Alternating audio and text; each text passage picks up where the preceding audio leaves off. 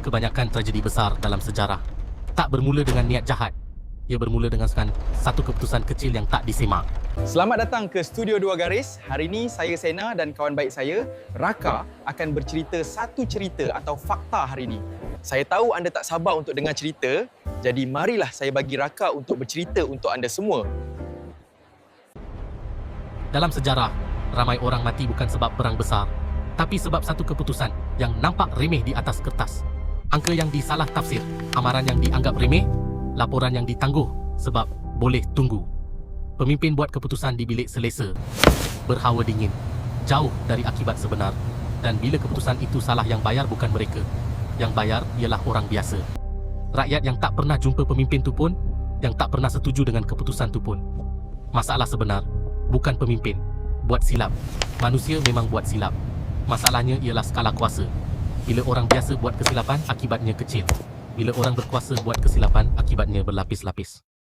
Satu arahan salah boleh kosongkan hospital. Satu keputusan lambat boleh gandakan angka kematian.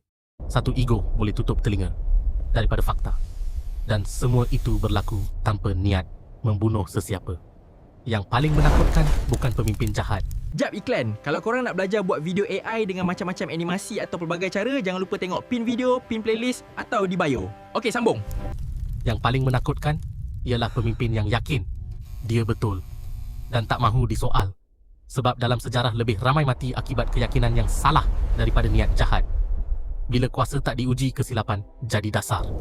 Dan dasar itu dibayar dengan nyawa.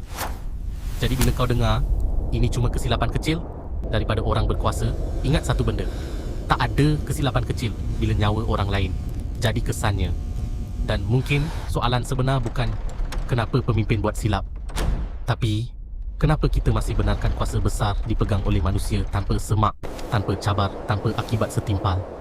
Yang pelik tu bukan dunia. Dalam video tadi, kita dapat tambah satu ilmu untuk hari ini. Kalau korang rasa video tu bermanfaat, sila follow dan komen untuk konten yang seterusnya. Bye!